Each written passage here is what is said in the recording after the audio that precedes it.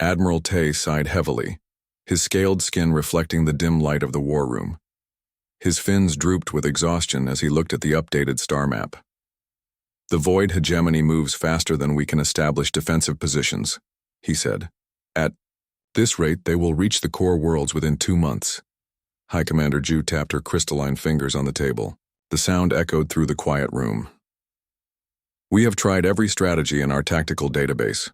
Nothing works against their new weapons." The 27 representatives shifted uncomfortably.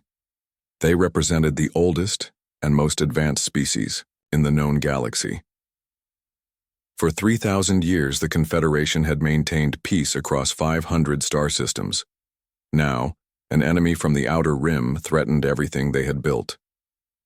"Perhaps," General Kim said softly, her translucent wings trembling slightly, "it is time to consider the unthinkable option." The room grew even quieter. "You mean the humans?" Admiral Tay said. It wasn't a question. The room erupted in objections. Those violent primitives?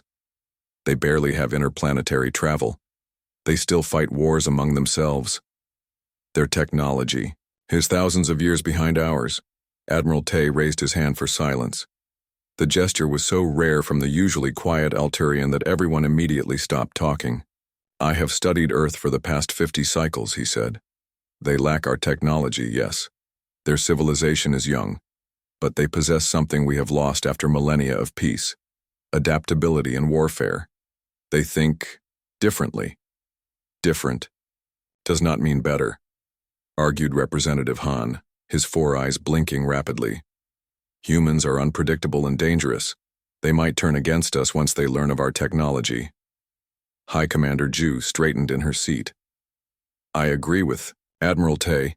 The humans fight constantly. It is their greatest flaw, but it might be exactly what we need now. They have developed more weapons in their short history than the Confederation has in 3,000 years, Admiral Tay added. "And they understand something fundamental about war that we have forgotten." "And what is that?" asked Representative Han with clear skepticism. "That rules do not matter when survival is at stake," Admiral Tay replied quietly. The room fell silent again as the representatives considered this uncomfortable truth. "Even if we wanted their help," said General Min, the eldest member of the council, "how would humans fight the hegemony? Their weapons would be useless against void ships." "We would give them access to our technology," Admiral Tay said. Gasps filled the room. Such a thing had never been done before. Confederation law strictly prohibited sharing advanced technology with developing species. "That is forbidden for good reason," Representative Han protested. "They are not ready." "And we are not ready to face extinction," High Commander Ju countered. "The law exists to protect developing species, but now we may need humans to protect us." General Kim displayed a series of images showing Earth's military history. "Their tactics may seem primitive, but humans understand deception, surprise, and psychological warfare in ways we do not. The hegemony fights like we do, logically, methodically. Perhaps illogical opponents are exactly what we need." The debate continued for hours. Some representatives remained firmly opposed, citing humanity's violent tendencies. Others saw no alternative given their desperate situation. Finally, High Commander Ju called for a vote. "The question before the Confederation High Command is this: do we break our oldest laws and seek the help of humans in our war against the void hegemony?" One by one, the representatives cast their votes. The result appeared on the central display: 16 in favor, 15 opposed. By the narrowest margin, High Commander Ju announced, "The motion carries. We will send a diplomatic mission to Earth immediately." As the meeting ended, Admiral Tay approached High Commander Ju privately. "Do you think they will help us?" she asked him. "I have studied them extensively," Admiral Tay replied. "Humans have a strange quality. They fight constantly among themselves, but when faced with an external threat, they unite with remarkable strength.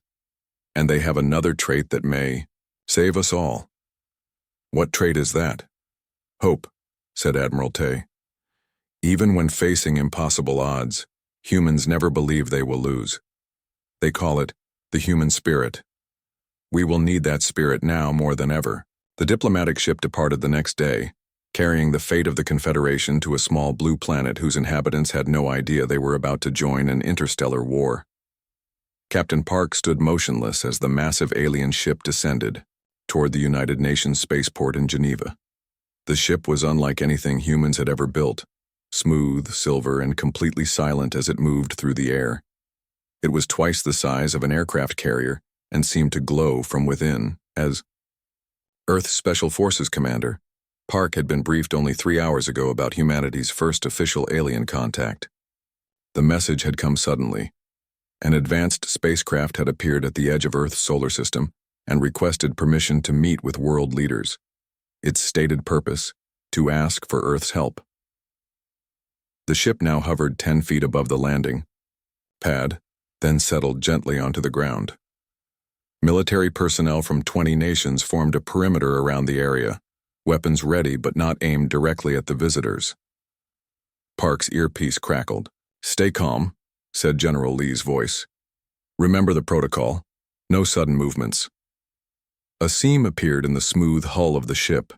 It widened into a doorway, and a ramp extended downward. Park held her breath as 3 figures emerged. The first was tall and reptilian, with blue-green scales and a row of fins along its head. The second appeared to be made of living crystal, with a body that glowed from within. The third was insect-like, with 4 arms and translucent wings that caught the sunlight. None of them looked remotely human. Park had expected this from the briefing, but seeing alien life forms in person still sent a shock through her system. The reptilian being stepped forward. It held up a small device that glowed when it spoke. "People of Earth," it said through the translator. "I am Admiral Tay of the Alturian Fleet. We represent the Galactic Confederation of 32 species. We come seeking Earth's assistance in a war we are losing." 4 hours later, Captain Park sat in a secure conference room beneath the United Nations building. The world's top military leaders and politicians had gathered to hear the aliens' full explanation. Admiral Tay operated a device that projected 3-dimensional images into the center of the room. It showed vast fleets of ships in battle, planets, under siege, and maps of something called the known galaxy. "The void hegemony emerged from uncharted space 2 years ago," explained the crystalline alien, who had introduced herself as High Commander Ju. "They attack without warning or demands. They simply destroy everything in their path and move on. We have superior technology," added General Kim, the insectoid alien. "But they have superior numbers and tactics. We have lost 6 major battles and 32 star systems." "Why come to us?" asked the UN Secretary General. "Earth has no space combat capability." "That is precisely why," Admiral Tay replied. "The hegemony knows our tactics. They predict our every move because we follow the same logical battle doctrines we have used for thousands of years. We need unpredictability." Park watched the battle footage with growing interest. The Confederation ships always moved in perfect formation. They announced their intentions before attacking. They never retreated even when it made tactical sense. "You've never employed deception tactics?" she asked. Admiral Tay looked confused. "Honorable combat requires direct engagement." Park exchanged glances with General Lee. "That may be your problem right there." High Commander Ju stepped forward. "We have studied your species from afar. Humans fight differently than any species we know. You use deception, you take risks, you think creatively. You want us to teach you how to fight dirty," General Lee said bluntly. "We want you to help us survive," Admiral Tay corrected. "In return, we offer Earth membership in the Galactic Confederation. We will share technology, medicine, and knowledge that would take your species centuries to develop independently." The Secretary General looked troubled. "This is a lot to process. Humanity has just learned we're not alone in the universe, and now you're asking us to join an interstellar war?" "We understand your hesitation," said High Commander Ju.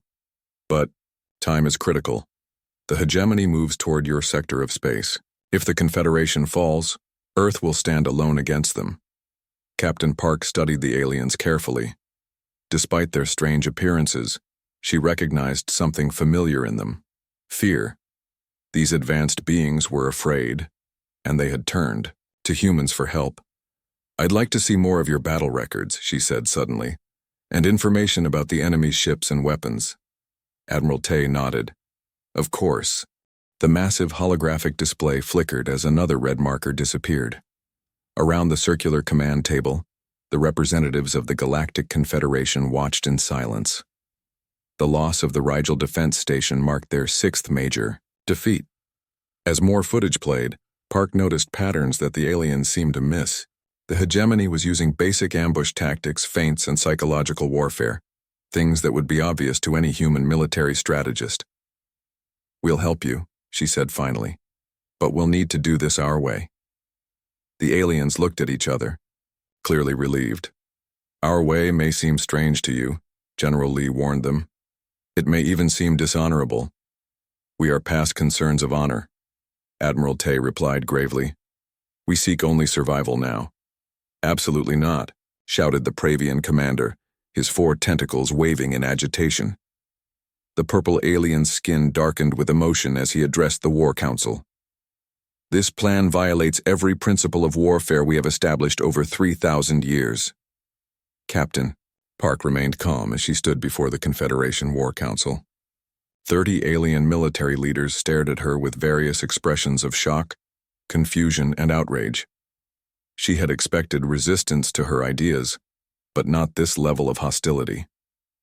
"With respect, Commander," she replied evenly, "your principles have led to 6 consecutive defeats." The room fell silent. Park had only been working with the Confederation for 2 weeks, but she had already earned a reputation for blunt speech. Admiral Tay raised a scaled hand, calling for order. "Let her continue. We asked for human insight, and we must listen to it." Park nodded her thanks and turned back to the holographic display in the center of the room. It showed the latest battle formation proposed by the Confederation's tactical computers. "Your formations are too perfect," she said, pointing to the neat rows of ships. "Your attack patterns are predictable. The hegemony anticipates your every move because you always make the logical choice." She touched a control panel, and the display changed to show a seemingly chaotic arrangement of ships. Some appeared to be retreating, others were positioned in what looked like vulnerable spots. "Humans excel at being unpredictable," she explained. "We use deception, misdirection, and psychological warfare. These are concepts your military has never fully embraced." General Lee stepped forward. He had been working with the Confederation's engineers to modify their ships for new tactics. "We propose Operation Thunderclap," he said. "It appears disorganized, even reckless by your standards, but it will work precisely because the enemy won't expect it." Admiral Tay studied the display silently. His fins rippled with concern. "Your ships are too exposed. The hegemony will destroy them easily." "That's what they'll think," Park said with a slight smile. "But look closer." She zoomed in on several sections of the formation. "These retreating ships will actually circle back once the enemy commits to pursuit. These vulnerable groups are trap formations. And we've modified your ship's energy signatures to appear damaged when they're actually at full capacity." The crystalline form of High Commander Ju glimmered as she moved closer to the display. "This contradicts all our tactical doctrines." "That's exactly the point," Captain Park replied. "The hegemony has learned to counter your doctrines. They've never faced humans before." A small alien with 6 eyes raised a hand. "But our ships are not designed for such maneuvers. Our crews are not trained for deception. That's why we need to put human pilots and tactical officers on your ships," General Lee said. "We've already begun training volunteers. They're adapting to your technology faster than expected." This statement caused another uproar in the council chamber. The idea of letting humans control advanced alien warships was clearly disturbing to many. "Impossible," shouted the Pravian commander again. "Your species has only been spacefaring for less than a century. You cannot possibly master our technology so quickly." Captain Park took a deep breath. She needed to make them understand. 3 weeks ago, Lieutenant Choi had never seen an alien ship, she said. "Now she can fly your scout vessel better than your own pilots. Would you like to see?" Without waiting for permission, she activated a video feed from the training area. The Council watched as a small Confederation scout ship performed maneuvers its designers had never intended. It flipped, rolled, and changed direction at speeds that seemed impossible. "Our pilots would be injured attempting such movements," said one of the Council members. "That's why we've modified the inertial dampeners," General Lee explained. "Your ships are capable of much more than you realize." Admiral Tay tapped his claws on the table thoughtfully. "How many human pilots and tactical officers can you provide?" 300 are already trained," Park answered. 1,000 more are in training now. The War Council fell into deep discussion, with many members speaking in their native languages. Park and Lee waited patiently. They had expected resistance, but they also knew the Confederation was running out of options. Finally, Admiral Tay addressed them again. "This plan contradicts everything we believe about proper warfare. It feels wrong to many of us." Park nodded. "I understand that, but sometimes surviving requires doing the unexpected." After hours of heated debate, Admiral Tay called for a vote. The results appeared on the central display, 17 in favor, 13 opposed. By Council decision, Admiral Tay announced, "Operational control of the defense of the Arcturus system will be granted to the human contingent. May the stars favor us all." As the Council members filed out, some looking deeply troubled, High Commander Ju approached Park privately. "I have lived for 300 of your years," she said. "I have never seen the Council grant such authority to any species, let alone one so new to space travel." "We won't let you down," Park promised. "I believe you," Ju replied, "but I must warn you.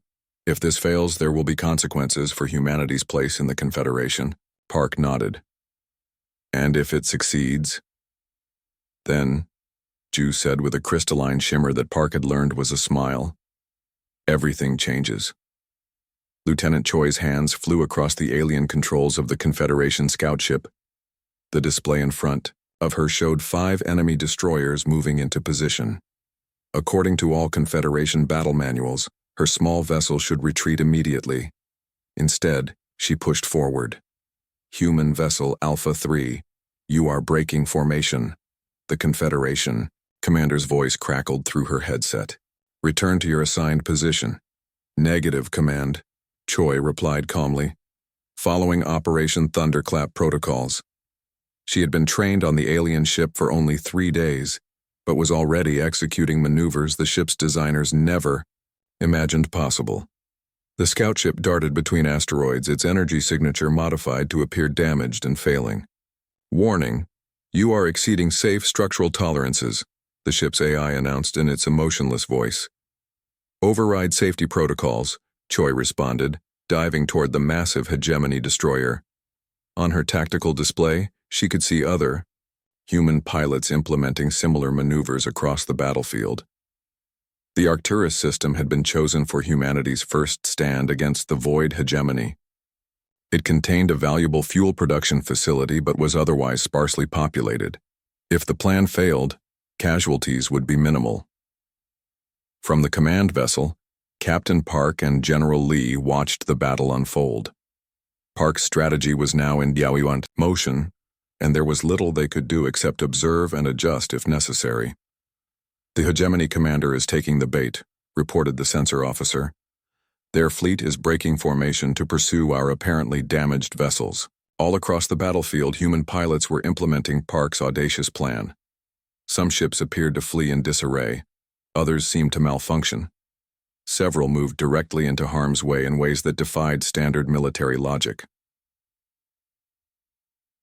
The hegemony ships, accustomed to the predictable patterns of Confederation forces, began to pursue what they perceived as easy targets. "They've committed to the chase," General Lee said, watching the enemy ships spread out across the battlefield. "Their formation is breaking down." Captain Park nodded. "Execute Phase 2. The order went out to all human-piloted vessels. At once, the seemingly retreating ships reversed course. The malfunctioning vessels suddenly activated previously concealed weapon systems that human engineers had jury-rigged from spare parts.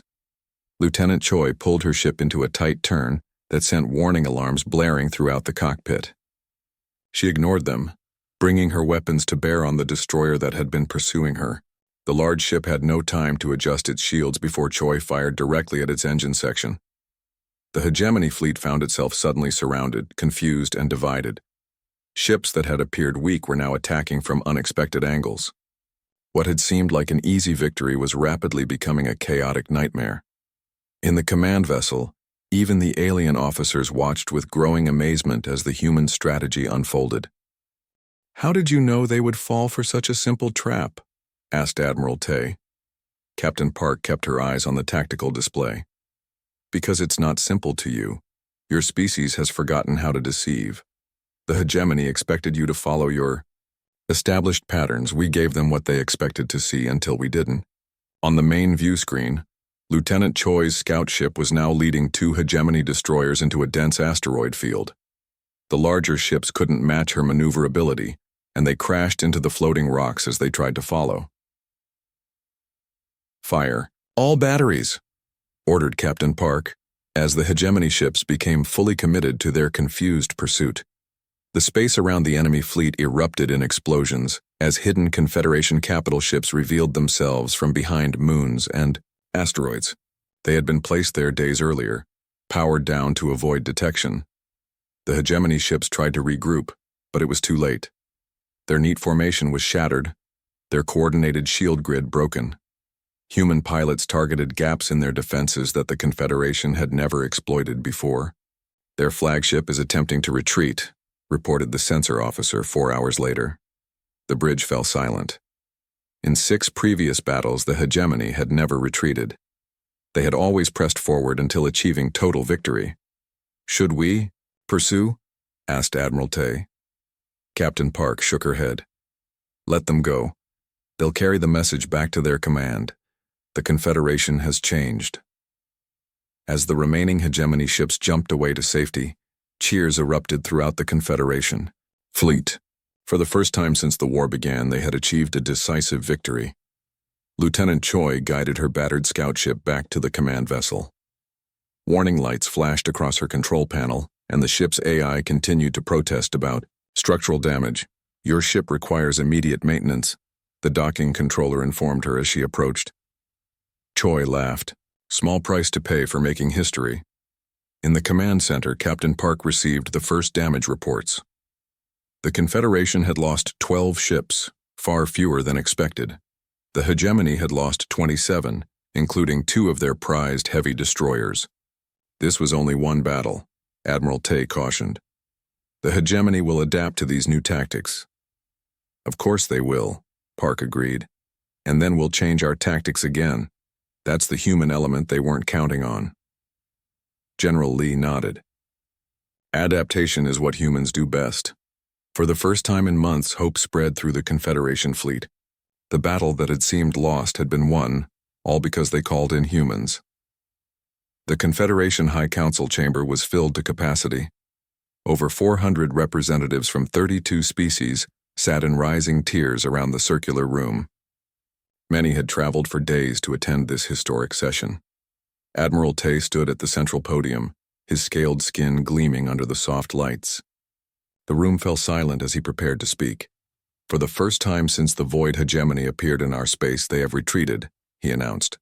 "The Arcturus system remains free, thanks to our new allies." A murmur swept through the chamber. On a special platform near the podium, Captain Park and General Lee sat uncomfortably as hundreds of alien eyes studied them with a mixture of awe, curiosity, and lingering suspicion. "The human strategy succeeded beyond our expectations, Admiral," Tay continued. "Not only did we defeat the enemy fleet, but we did so with minimal losses. The tactical data has been shared with all Confederation military commands. The main display showed recordings from the battle. Many council members shifted uneasily as they watched Confederation ships performing maneuvers that violated all traditional battle doctrines. Some seemed disturbed by the deceptive tactics, while others appeared impressed. "The hegemony will adapt," Admiral Tay acknowledged. "But for now, they have withdrawn to reconsider their approach.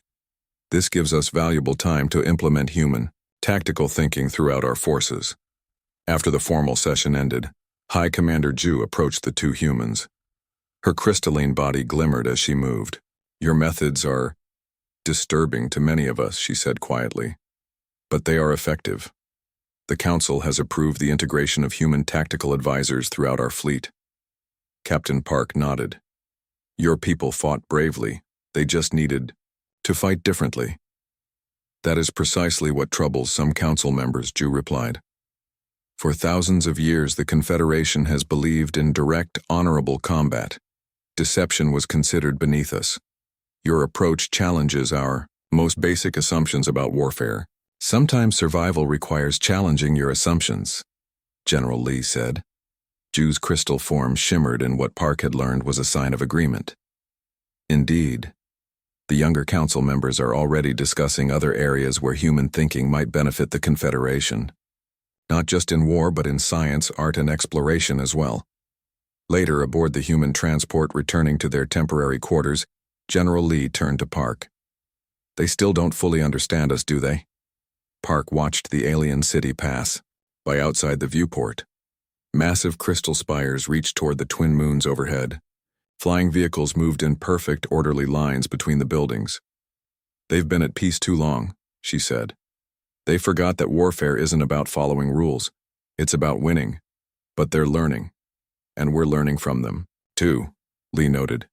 Their medical technology alone could eliminate most diseases on Earth. Their clean energy systems could end our climate crisis. Their faster-than-light travel opens up the galaxy to us. Park nodded. A fair trade. We teach them how to win this war. They help humanity advance by centuries. 3 days later, Captain Park stood before a holographic display in the Joint Human Confederation Command Center. Around her, human officers worked alongside alien counterparts, planning the next phase of the war. Lieutenant Choi entered the room, now wearing a new uniform that combined elements of Earth military dress with Confederation insignia. The first human-modified fleet is ready for deployment, Captain, she reported. 2,000 Confederation crew members have completed training in the new tactical approaches. And how are they adapting? Park asked. Better than expected, Choi replied with a slight smile. Some even show a natural talent for deception once they get past their cultural barriers. Admiral Tay joined them, studying the strategic display that showed hegemony positions across the galaxy. Our long-range scouts report that the enemy is consolidating their forces. They are preparing for our counterattack. But they don't know where we'll strike, Park said. And for the first time, they can't predict how we'll fight. The Council has approved your plan for a major offensive, Tay informed her. We will reclaim the Proxima system first, then push toward their supply lines. Park looked across the command center at the mixture of humans and aliens working together.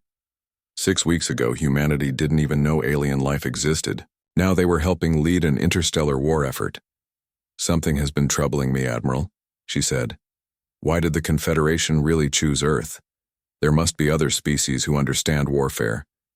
Admiral Tay was quiet for a moment. There are. But your species has a quality we needed even more than tactical knowledge. What's that? Hope, said the Admiral. Even when facing impossible odds, humans never accept defeat as inevitable. You always believe you can find a way to win. The Confederation had lost that belief. You restored it, as the final preparations for the counteroffensive were completed.